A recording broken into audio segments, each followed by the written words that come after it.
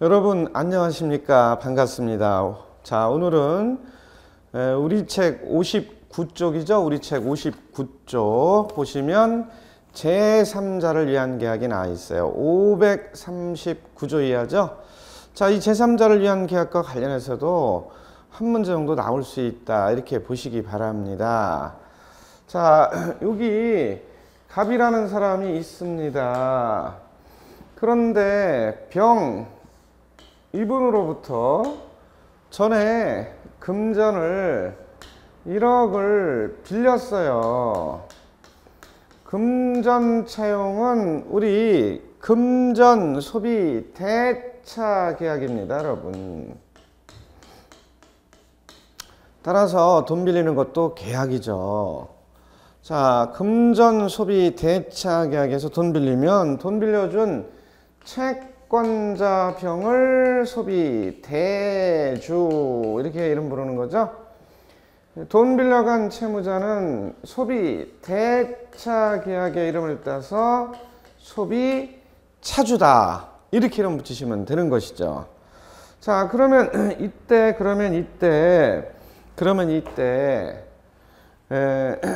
채무자가 채권자에게 돈을 갚지 않고 있어요. 그런데 채무자 수의 재산 목록 1호 마지막 재산 이 주택 부동산을, 채무자 수요 부동산을 얼마에 그렇지 매수인들에게 1억 2천에 매각을 했다는 겁니다. 그리고 매수인들이 계약금 2천만 원을 지급한 겁니다. 매도인 갑에게. 그 이후에 알게 됐어요. 그럼 어떻게 할 수 있어요? 그렇지, 마지막 재산을 나한테 팔아서 마지막 재산인데 갚지 않으면 압류, 가압류 등의 강제 집행 절차를 구하겠다 할 수가 있어요. 그럼 마지막 잔금을 받는데 문제가 생길 수도 있어요. 이왕 이렇게 된 거 갚겠다, 알았다 해서 나의 채권자에게 중도금, 잔금 1억을 지급하시오 하고 요구를 했다고 그래서 1억을 나의 채권자인 제3자에게 지급하시오, 이거를 우리는 제3자 약관이다, 이렇게 불러요. 그리고 제3자 약관을 요구했다고 그래서 채무자 갑 이분을 갖다 우리는 요약자, 이렇게 부르시죠. 요약자. 좋아, 대금을, 잔금을 너한테 주던, 제3자에게 주던, 여기 등기필증, 인감 등을 받아 소유권 이전 등기하면 되니까 좋아 하고 승낙했다고 그래서 승낙에 낙자를 따서요, 매수인들이 낙약자가 됩니다. 그러면 이 채권자는 요 매매계약의 당사자는 아니지만 매수인으로부터 나머지 금액을, 잔금을 받을 수 있으니까 이 제3자는 수익자가 되는 겁니다. 물론 제3자라고도 부르죠. 그리고 이들의 관계는 이때 매매계약에서 바로 제3자에게 대금을 지급하는 제3자 약관에 의한 제3자를 위한 계약이 되는 것이죠. 제3자를 위한 계약이 되는 겁니다. 그래서 이 제3자를 위한 계약과 관련해서도 한 문제 나올 수 있다는 겁니다, 여러분. 그래서 우리가 지금 공부하는 것은 539조 이하 제3자를 위한 계약, 이거를 공부하는 거죠. 물론 준사례나 논수령으로 나올 수도 있지만 우리는 그것보다는 간단히 흐름을 파악하고 이해하는 것이 훨씬 더 좋습니다. 그래서 59쪽에 거기 보시면 나오는데 요거를 갖다가 우리는 일단 약수령으로 파악하기로 합니다. 그래서 로마 숫자가 아니라 아라비아 숫자로 의의를 파악하시면 돼요. 의의는 이 그림에서 그대로 하면 되죠. 제3자를 위한 계약이란 뭐뭇을 말한다 이런 틀로 쓰셔도 좋습니다. 두 줄 내로 쓰면 돼요. 그래서 이 제3자를 위한 계약이란 그림을 그려 생각하시면 쉬워요. 에? 매매 계약 등의 쌍모 계약으로부터 발생하는 급부 청구권을 계약 당사자가 아닌 제3자 수익자에게 직접 기속해야 하는 것을 내용으로 하는 계약을 말한다 하고 그림을 그렇게 한번 생각해 보세요. 자, 두 번째는 요건을 생각해 봅니다. 요건은 요구되는 조건이죠. 요건 요거 있어야 돼. 제3자 약관이 있어야만 제3자를 위한 계약이 성립할 수 있습니다. 제3자 약관은 대금을 지급하는 것뿐만 아니라 채권뿐만 아니라 의무, 채권, 물권, 동산, 부동산 다 되는 겁니다. 권리만 취득하는 게 아니라 의무를 부과할 수도 있습니다, 여러분. 제3자 약관은 필수적으로 있어야 됩니다. 그 다음에 요약자와 낙약자의 계약이 유효해야 됩니다. 요약자와 낙약자의 계약이 유효해야 됩니다. 요약자와 낙약자에 대한 계약이 유효여만 제3자를 위한 계약이 성립될 수 있다. 이렇게 보시기 바랍니다. 그러면 세 번째 제3자를 위한 계약의 판단 기준은 뭐냐 이겁니다. 자, 여기서 이거 하나 빠졌다 그래서 1점 정도 감점이 될 수는 있으나 여기에 요건 자체를 안 쓰면 3점 내지 5점 감점이 있을 수가 있습니다. 의의는 두 줄만 쓰면 기본 점수는 나옵니다. 배점이 약해요. 그거는 거래, 목적, 관행, 기능, 설정 등 재반 사정을 종합적으로 판단한다. 이렇게 쓰시기 바랍니다. 그러면 세 번째는 효력입니다. 효력, 효과 똑같은 얘기로 보시면 되는데 배점은 세 번째 효력, 효과에 배점이 제일 많다. 그런 얘기입니다. 그래서 많이 쓰려면은 이 부분을 중점적으로 써주기 바랍니다, 여러분. 그러면 먼저 제3자 병, 수익자 병, 제3자에 대한 효력입니다. 제3자에 대한 효력. 그러면 제3자에 대한 효력이니까 제일 먼저 나올 것은 뭐냐 그런 얘기인데 제3자는 빨리 대금 주시오 하고 수익의 의사표시를 해야 되는데 수익의 의사표시는 발생 요건이냐 성립 요건이냐 이걸 파악해 봅니다. 제3자 병에 빨리 돈 주시오 하고 수익의 의사표시하는 것은 요거는 발생 요건이냐 성립 요건이냐 요거 파악해 봐요. 성립 요건 하면 수익의 의사표시를 해야만 성립이 되는 건데 성립 요건이 아니에요. 발생 요건이에요. 따라서 수익의 의사표시 대금 지급을 청구하면 그때부터 이 권리가 발생되므로 제3자를 위한 계약의 내용을 변경, 소멸, 감액 이런 건 곤란합니다. 일단 수익의 의사표시를 했다면. 그런데 우리 아까 말씀을 드렸지만 이게 임의 규정이에요. 특약으로 달리 정하면 그것이 1순위로 적용될 수 있다. 이렇게 보시기 바랍니다. 그리고 제3자는 계약 당사자는 아니에요. 매매계약의 당사자가 아니죠. 당사자는 누구예요? 요약자, 낙약자지. 따라서 현재 존재를 안 하고 있어도 제3자가 될 수 있다는 겁니다. 현재 존재를 안 하고 있어도 제3자가 될 수 있다는 거예요. 현재 존재를 안 하고 있는 제3자 병은 누구 얘기하는 거예요? 태아, 설립 중에 법인 이런 거 얘기하는 거죠. 태아나 설립 중의 법인도 될 수 있다는 겁니다. 현재 존재를 안 해도 되므로 태아도 될 수 있고 설립 중의 법인도 된다는 겁니다. 설립 중의 법인도 제3자를 위한 계약의 제3자가 될 수 있다. 이렇게 보시기 바랍니다. 그러면 계약 당사자가 아니니까 제3자 병, 수익자 병, 채권자 병이 이 계약을 해지할 수 있느냐? 그건 안 되죠. 따라서 해지할 수는 없습니다. 그리고 계약을 해지하면 소급표가 있으므로 처음부터 무효가 되고 이행 전이면 이행할 필요가 없고 이미 이행을 했다면 원상회복인데 이 원상회복도 청구할 수 없습니다.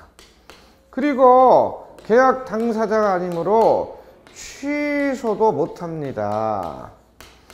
그러나 낙약자가 계속해서 대금 지급을 안 해요. 그럼 낙약자의 채무불이행이 되는 거죠. 그럼 이때는 뭘 청구하는 것은 가능하냐? 손해배상을 청구하는 것은 가능하다. 이렇게 보시기 바랍니다. 손해배상을 청구하는 것은 가능하다. 자, 이런 키워드를 잡고 이거 다 안 써도 돼요. 두세 줄만 써주셔도 돼. 내가 자신 있는 거, 내 코드에 맞는 거 이런 거 위주로. 그래서 효력, 우리 제3자 병에 대한 효력을 간단히 공부를 했습니다. 그럼 우리 두 번째 계약 당사자에 대한 효력입니다. 계약 당사자에 대한 효력. 계약 당사자에 대한 효력입니다. 이어서 자, 여기 가로 1번 나왔으니까 두 번째 당사자에 대한 효력입니다. 당사자는 요약자 갑가, 낙약자 을 요거죠? 네. 자, 제3자가 수익의 의사표시를 하던 말던 요약자는 권리가 존재를 한다. 이렇게 보시기 바랍니다. 당사자, 요약자, 갑은 제3자를 위한 계약의 제3자가 수익의 의사표시를 하기 전이라도 권리를 가지고 있다는 겁니다. 제3자 병이 대금 주시하고 대금 지급 청구 수익의 의사표시를 하기 전이라도 수익의 의사표시 전이라도 뭘 갖느냐? 권리를 가지고 있다. 이렇게 본다는 겁니다. 권리를 존재하고 있다. 그러면 이번에는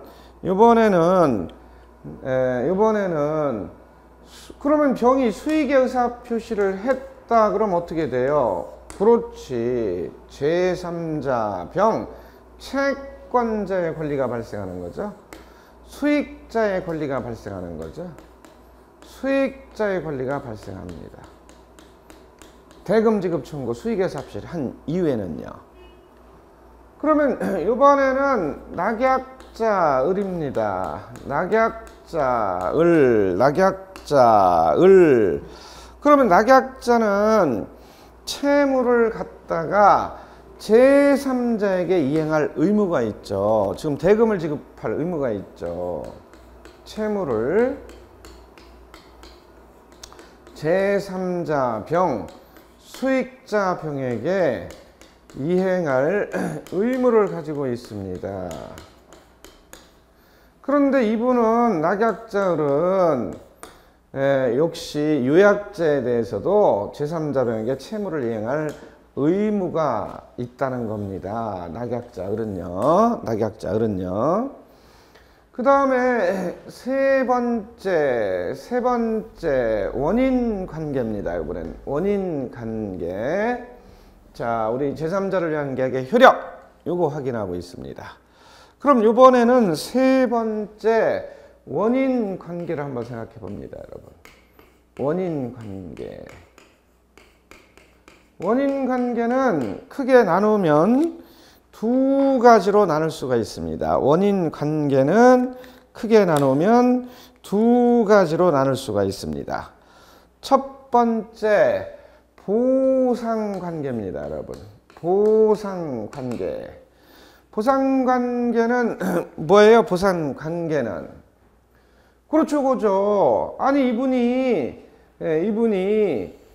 제3자 매수인을 낙약자리 제3자에게 대금을 지급하는 것은 이분이 유약자가 등기해주고 주택을 인도해 줌으로써 보상을 받는다는 겁니다.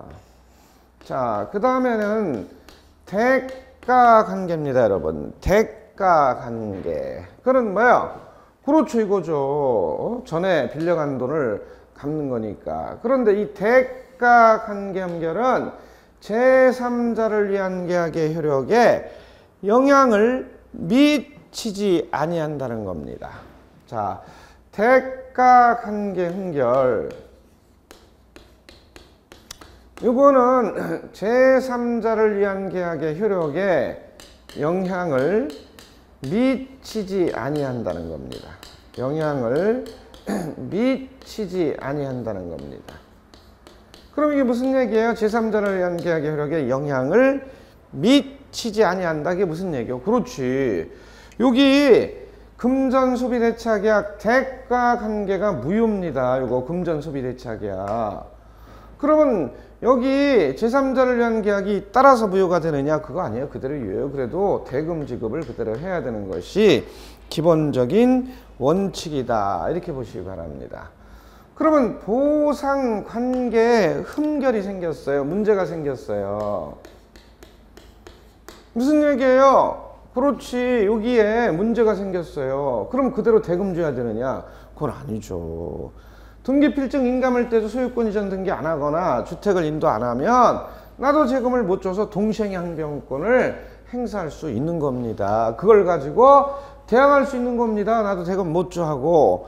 따라서 보상관계 연결은 제3자를 위한 계약의 효력에 영향을 미친다. 이렇게 보셔야죠. 영향을 미친다. 이렇게 보셔야죠. 영향을 미친다. 자, 네 번째는 결어 이렇게 쓰시면 돼요. 관련 판례 또 쟁점사항 관련 판례 학설의 대립 관련 판례 쟁점사항 학설의 대립 이런 거 써주면 돼요. 자, 이런 걸 잘 쓰기 어려울 때는 여기서 미처 못 쓴 거 이거를 부연 설명해도 기본 점수는 나옵니다. 어찌됐든 약 수령으로 나왔다 하더라도 요 네 가지는 써주시기 바랍니다. 자, 그런 얘기가 59쪽에 소개가 되고 있고요. 61쪽의 그림이 이 그림이죠. 61쪽의 그림이.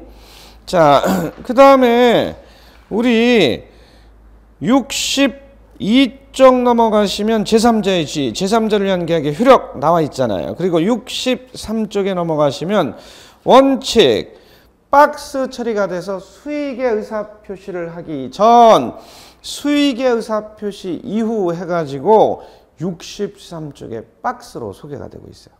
그걸 물론 객관식 오지선다형으로 나왔을 때는 다 알아야 되지만 우리 약수령 논술로 나왔을 때는 내 코드에 맞는 거, 내 취향에 맞는 거 그거 한두 가지만 인용을 해서 써주셔도 관계가 없다는 겁니다.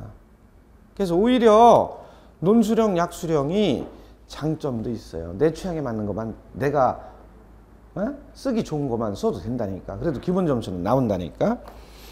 자, 그래서 우리 제3자를 위한 계약 확인을 했어요. 그러면 63쪽의 박스 중간 부분에 수익의 의사표시를 하기 전 뭐가 나와요? 수익의 의사표시 이전 첫 번째 점 63쪽입니다. 제3자는 수익의 의사표시에 의하여 일방적으로 권리를 취득할 수 있는 권리를 가진다. 수익의 의사표시는 계약의 성립 요소가 아니라 제3자의 권리 발생 요건으로서 형성권이다 나와 있잖아요. 형성권은 일방적 의사표시라는 거죠. 자, 우리 민법 총칙 1차 공부하실 때 형성권 한 문제 정도 나올 수 있다고 공부하신 거 있어요. 일방적 의사표시로 법률, 관계, 발생, 변경, 소멸을 가져오는 권리죠. 제척기간 10년의 제한이 있죠. 형성권은.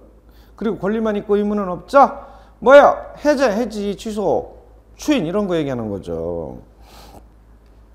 자, 그러면 63쪽의 중간 부분 박스 네모한 수익의사 표시 이전 세 번째 점 보시면 수익의사 표시는 제3자가 수익자인 채무자, 낙약자에 대해서 행사해야 하고 명시적, 묵시적으로 행사할 수 있다. 명시적, 묵시적으로 행사할 수도 있다는 거. 그건 뭐야? 대금을 받으면 묵시적 수익의사 표시죠. 대금을 수령하면. 또한 존속기간에 대해 당사자의 약정이 없는 경우 10년의 제척기간에 걸린다. 소멸시효, 취득시효, 제척기간 알고 있죠? 구분할 수 있죠? 총칙시간에 나온 거예요. 다만 그 이전에도 채무자의 제3자에 대한 최고권 행사에 대한 무응답시는 거절한 것으로 보아서 소멸한다는 겁니다, 여러분. 자, 그러면 이어서 64쪽 가시면 당사자에 대한 효력, 요약자의 지위와 낙약자의 지위가 소개가 되고 있죠. 당사자에 대한 효력, 요약자의 지위와 낙약자의 지위. 그거를요 다 쓸 수는 없어요. 우리가 어떻게 다 씁니까? 내 코드에 맞는 거, 내 취향에 맞는 거, 내가 잘 기억할 수 있는 거, 내가 좀 쉽게 접근되는 거, 그런 거 위주로 64쪽에 골라서 쓰시면 되는 거예요. 한두 가지만. 물론 다 쓸 필요는 없습니다. 어떻게 다 씁니까? 자, 이거 보고 쓰래도 다는 못 쓰는 거예요. 주어진 시간에. 자, 그럼 65쪽에 제3자를 위한 계약 539조와 관련한 문제들이 대표용 문제가 예를 들어 있어요. 그거 한번 확인해 보시고요. 그리고 6번은 실제 나왔던 기출 문제죠. 실제 나왔던 기출 문제입니까? 자, 기출 문제 형식을 빌린 문제예요. 그래서 이런 것도 한번 해보시고. 자, 66쪽에 넘어가시면 계약의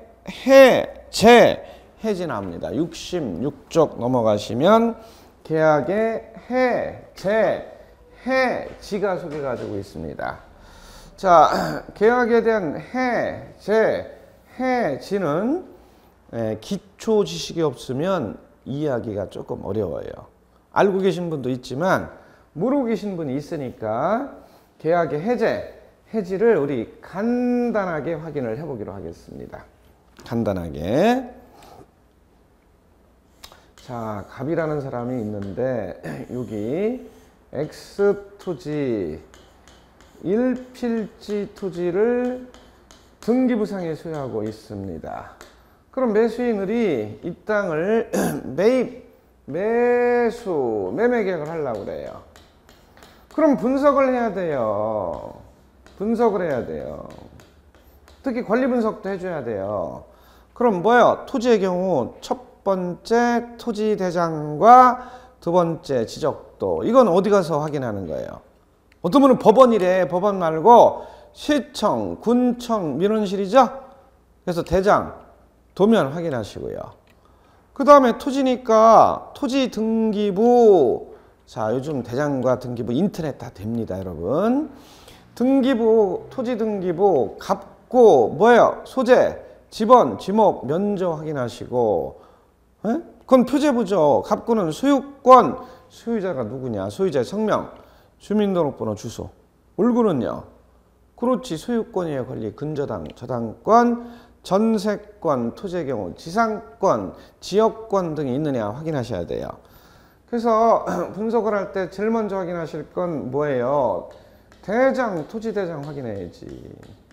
그리고 지적도 확인해야지. 그리고 등기부 열람해야 돼요. 등기부. 그 다음에 세 번째는요. 여기 지목이 뭐냐. 그 다음에 네 번째는요. 용도지구가 뭐냐. 주거지역이냐. 상업지역이냐. 녹지지역이냐. 다섯 번째는 뭘 확인해야 돼요? 그렇지. 건축이 가능하냐? 건축이 가능하면 용적률, 건폐율이 어떻게 되느냐 이런 것도 확인해야 돼. 그래서 어떻게 했어요? 그렇지. 계약을 하셨잖아. 그리고 계약금 줬고 중도금 줬잖아요. 아니면 계약금까지는 줬는데 중도금 잔금은 계속해서 안 주고 있잖아요. 자, 이 땅을 편의상 1억에 계약을 하셨고요. 계약금은 얼마를 주셨느냐? 1,000만 원을 지급하는 상태입니다. 그런데 약속한 날 중도금 지급 안 해요. 잔금 지급 날 중도금 잔금까지 계속 안 하고 있어요. 그럼 언제까지 기다릴 수는 없지. 약속한 날 중도금 잔금을 안 주면 우리는 채무불이행이라고 그러죠. 그리고 채무불이행 중에서 이행지체라고 하는 것이요. 그러면요, 이행에 대한 뭘 먼저 해야 돼? 최고. 왜? 약속한 날 중도금 잔금을 안 줍니까? 앞으로 2주 이내에 안 주시면 계약을 해제하고 손해배상을 청구하겠습니다 하는 취지로 내용 증명 등의 최고장을 보내야 돼요. 그래도 안 줘. 그럼 이걸 근거로 계약을 해제할 수 있습니다. 이 계약을 해제하면 해제한 때 그때부터 무효가 아니라 계약 당시 소급하여 처음부터 무효가 되는 거죠. 계약 당시 소급하여 처음부터 무효가 되는 거죠. 이걸 우리는 소급적 효력이 있다. 해제는 소급적 효력이 있다. 즉 소급효가 있다. 이렇게 말씀하시는 거죠. 그러면 이 계약이 이행 전이면 이행할 필요가 없고 이미 이행을 했다면 원상회복의 문제가 발생하죠. 원상회복은 선이하기를 불문하고 언제나 전부 반환을 해줘야 되는 겁니다. 선이하기를 불문하고 원칙, 원물 반환, 예외, 가격 반환에서 언제나 전부 반환을 서로 해주고 깨끗이 끝나는 겁니다. 그리고 551조에 보시면 계약의 해지가 먼저 나와요. 계약의 해지나 해제는 손해배상의 청구에 영향을 미치지 아니한다 이렇게 돼 있거든요. 그 얘기는 뭐야? 그렇지. 채무불이행으로 법률의 규정에 따라 체고하고 해제할 때는 법정 해제가 되는 겁니다. 법률의 규정에 따른 겁니다. 법정 해제가 되는 겁니다. 따라서 당사자 간의 해제에 대한 약정 합의가 없어도 법률의 규정에 따라 해제하니까 551조에 따라서 뭘 청구하는 것도 가능하냐? 손해배상을 청구하는 것도 가능합니다. 손해배상은 원칙, 이행리기에, 이행리기에 손해배상 청구하는 거. 시세차익, 양도차익의 손해배상을 청구하는 게 기본적인 원칙입니다. 그러나 예적으로 실내손해가 발생됐다면 실내이익의 손해배상 청구도 가능합니다. 535조 계약체결상의 과실책임 손해배상을 청구할 때는요. 그때는 실내이익이지. 실내이익. 예? 135조 무권대리인의 책임은요. 그거는 이행이익이지. 이행이익. 자, 여기서는 이행이익의 손해배상을 청구하는 것이 기본적인 원칙이나 예외적으로 실내손해가 발생됐을 때는 실내손해배상도 청구할 수 있습니다. 자, 이번에는 갑이라는 사람이 있는데 여기 X 건물을 X 빌딩을 등기부상에 소유하고 있는 건물주인데 이 건물을 을이라는 사람에게 세를 줬어요. 세를 줄 때는 임대차 계약을 제일 많이 합니다. 그러면 건물 소유자 갑은 임대인이고 빌려 쓰는 세입자 을은 임차인이 되겠죠. 그래서 보증금 5천만 원, 월세, 달세를 우린 차임이라고 하는데 50만 원, 계약기간 2년 이렇게 합의를 봤는데 임차인을이 요 월세, 달세 차임을 갖다가 2기 이상 연체 체납을 할 수가 있습니다. 그러면 이걸 뭐라고 그래요? 역시 채무 불이행하는 거죠. 채무 불이행하는 거죠. 그러면 채무 불이행이 있으면요. 채무 불이행이 있으면요.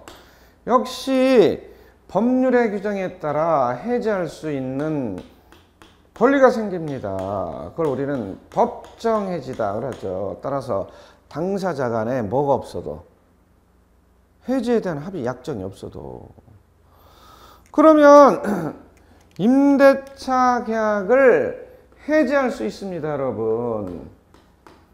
해지를 할 때는 최고하지 않습니다. 그러나 채무불이행으로 인한 법정 해제는요, 뭘부터 해야 돼? 최고부터 해야 돼요. 이행을 최고부터 해야 됩니다. 여기는 최고하지 않습니다. 최고하지 않고 해지하면 이 계약이 소급표가 있으므로 처음부터 무효가 된다. 그럼 안 되죠. 해지는 소급표가 없잖아요. 그러면 어떻게 됩니까, 여러분? 그렇지. 예? 해지하게 되면 소급표가 없으므로 이 임대차 계약이 해지한 때 그때부터 무효가 되는 겁니다. 이거는요. 해지한 때 그때부터 무효가 되는 거죠. 그리고 이행 전이면 이행할 필요가 없고 이미 이행을 했다면 원상회복이다, 부당이득 반환이다 이런 말을 안 쓰는 거죠. 그럼 어떤 말을 써야 됩니까, 여러분? 그렇죠. 그때부터 무효니까 소급표가 없으니까 장래를 향한 효력이다 이렇게 해야 돼요. 장래효 그래야 돼요. 그리고 그때부터 무효니까 소급할 처음부터 무효면 원상회복이나 부당이득 반환인데 여기는 연체된 차임은 청산할 의무가 있다 하고 청산 의무가 부과됩니다. 따라서 연체된 차임은 줘야 돼요. 안 주면 보증금에서 물론 공제할 수 있는 것이죠. 자, 여기 2기는 1기가 토지의 경우 1년이에요. 따라서 2년 이상이 되겠습니다. 토지에 대한 임대차. 건물에 대한 임대차는 1개월이에요. 따라서 2기는 2개월 이상이다. 이렇게 보시기 바랍니다. 그럼 채무불이행을 이유로 최고 없이 즉시 해지할 수 있습니다. 그래서 우리 계약의 해제와 해지의 차이점을 간단하게 확인을 하신 거예요. 왜? 복습 겸 또 잊으신 분도 있고 모르시는 분도 있으니까 간단히 확인을 한 겁니다, 여러분. 그럼 이어서 우리가 확인할 건 또 뭐가 있느냐? 그렇죠. 뭐가 있어요? 그렇죠. 계약에 대한 해제입니다.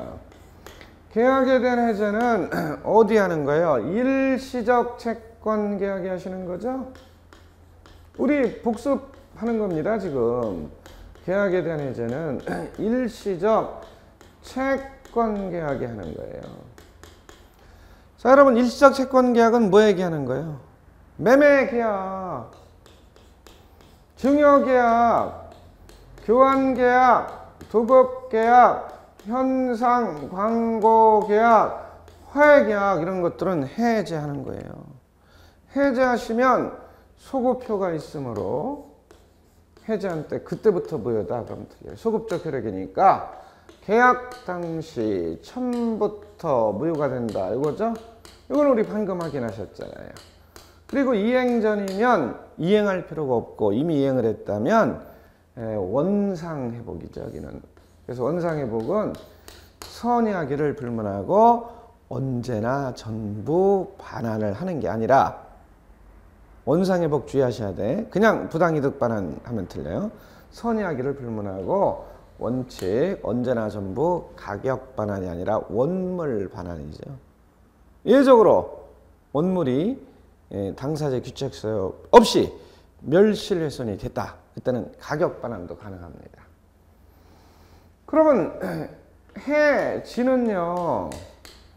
계속적 채권 계약이지 해제는 일시적 채권 계약이고. 그러면 계속적 채권 계약은 해지하는데 계속적 채권 계약은 뭐 얘기하는 거예요? 임대차 계약, 소비 대차 계약, 사용 대차 계약, 고용 계약, 위임 계약 임치계약, 조합계약, 종신정기금계약. 종신정기금계약은 727조.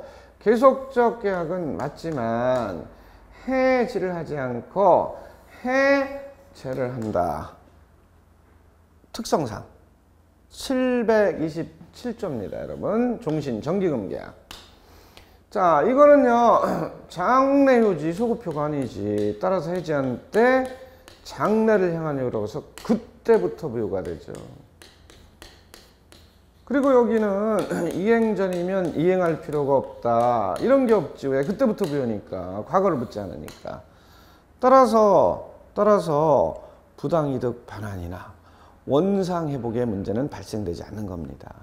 그러나 연체된 차임이 있다면 뭐 하셔야 돼? 청산해 줘야죠. 안 좋은 보증금에서 공제할 수 있는 거죠. 자, 그러면요, 해제는 해지와 달리 여기는 계속적 계약이기 때문에 사정 변경의 원칙이 강하게 고려되는 거죠. 사정 변경의 원칙이 강하게 고려가 되는 거죠. 강하게 고려가 되는 거죠.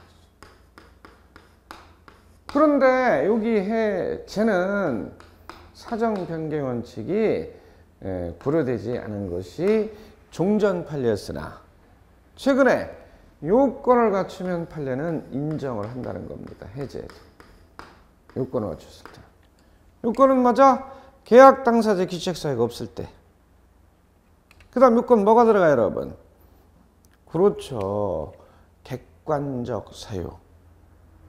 당사자 간의 귀책사유가 없을 때, 이런 요건이 있을 때는 해제에도 사정 변경 원칙을 고려합니다. 그러나 해지만 원래 고려했고 종전 판례는 해제는 사정 변경 원칙을 고려를 안 했던 겁니다. 그래서 우리 해제와 해지를 공부했는데 해제도 법정 해제, 해지도 법정 해지, 해제도 약정 해제, 해지도 약정 해지 이렇게 있죠.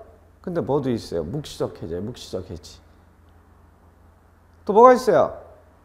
합의 해제, 합의 해지.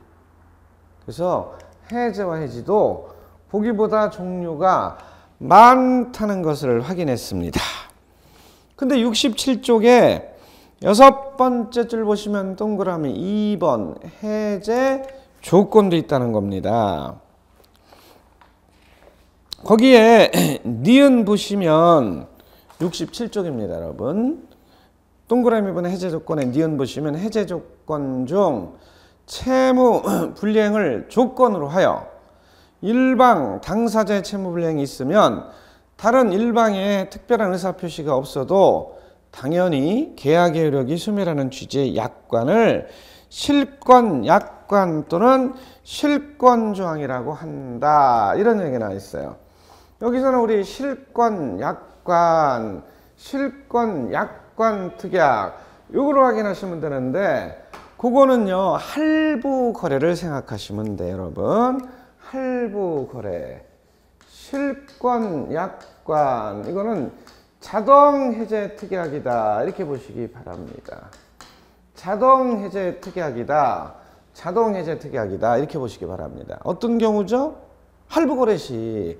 자, 할부 거래를 할 때 할부금을 이해 연체하면 해제 의사 표시 없어도 자동적으로 해제가 된 것으로 하자. 이런 것을 뭐라고 그래? 실권 약관 특약, 자동 해제 특약 이렇게 얘기합니다. 할부 거래 시 활용되고 있습니다. 그리고 그 내용이 67쪽에 박스 처리가 되어 있는 겁니다. 자, 갑이라는 사람이 있는데 대리점을 운영하시는 분이에요. 을이라는 사람이 여기서 대형 냉장고를 구입했습니다. 대형 냉장고나 대형 TV나 멀티비전 이것을 구입했어요. 그럼 되게 할부 거래 많이 하시잖아요.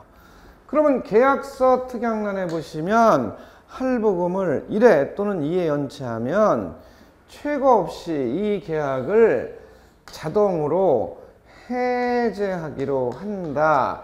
이런 취지의 특약이 계약서 특약론에 다 들어가 있어요. 이런 것을 갖다가 우리는 뭐라고 그러는데 실권 약관 또는 실권 약관 특약 이렇게 불러줍니다. 예? 그것이 어디에 나와 있어요? 예? 실권 조항 이렇게도 부르죠. 67쪽의 중간 부분에 니은에 나와 있어요. 그거 한번 확인해 보시고요. 그리고 67쪽의 중간 부분에 관련 판례가 1번서부터 4번까지 소개가 되고 있죠. 그거 확인해 보시고 우리 제8강 수업은 여기까지입니다, 여러분. 우리 68쪽의 해제와 취소의 차이점 이런 것은 우리 제9강 시간에 공부하기로 하겠습니다, 여러분. 수고하셨습니다.